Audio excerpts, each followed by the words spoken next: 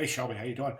Okay, so first of all, I want to say that this looks fantastic. Your craft is out of this world.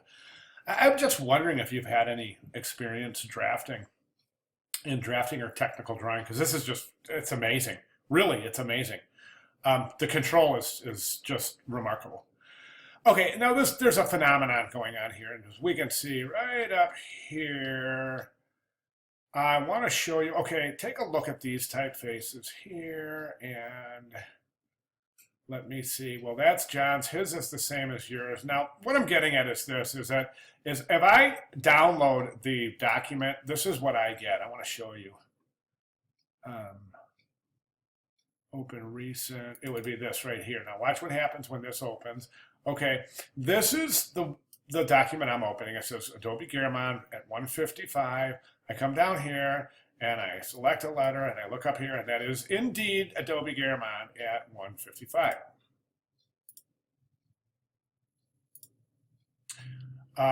Okay, you can see, yes, I'm dictating. I have my dictation on. I better Command Z that before I. Okay, okay, sorry about that. So anyways, as we can see, these letter forms are completely different than yours. Let's take a look at that again. Completely different than yours. I mean, look at yours and look at these, and we can see they are not the same. Okay, this is a modern typeface. This is an old style typeface.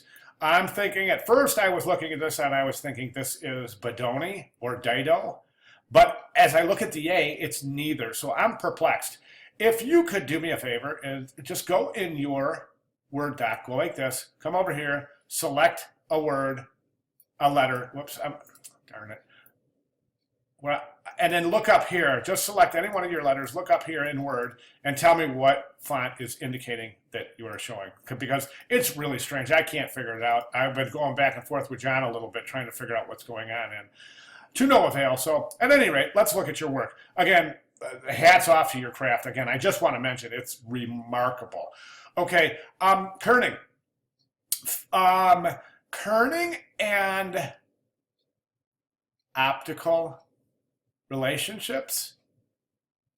Remember, we talked about optical relationships. Okay, so I think your letter forms look great. I'm seeing something that I can't really zoom in here. I can do it on my keyboard shortcut, but you won't see it. Boy, I wish this assignment required submitting a PDF so we could zoom in here. Something I want to see, and I won't be able to, but we can take a look at this and say, okay, optical relationships. One of the optical relationships, remember, was that we have what's called overshoot.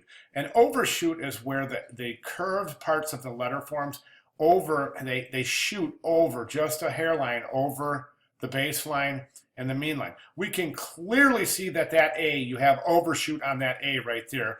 But if we go over here to this C, we can clearly see that you don't.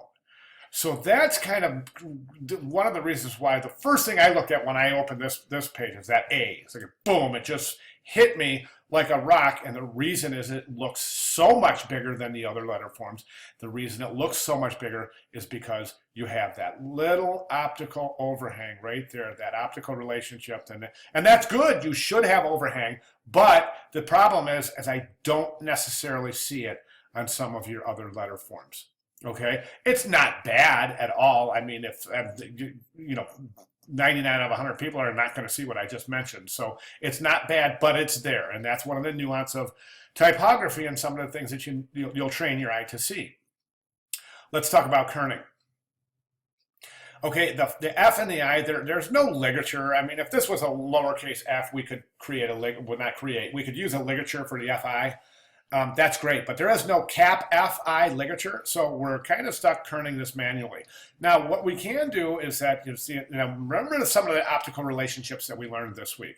All right, so remember, this open space right here is going to be exaggerated, so we have to pull this I closer. The problem is, as I said, there is no ligature, so you're stuck with the dot on your I. It's going to encroach that serif on your F. So just watch that. Don't let it get too close where it becomes really bizarre.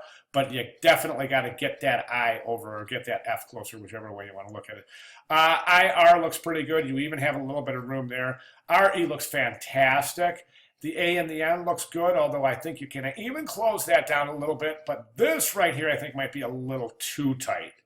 And that's why, again, why the reason why that A is just standing off on its own. That's too wide and that's too tight. So again, it's just kind of grouping that off by itself.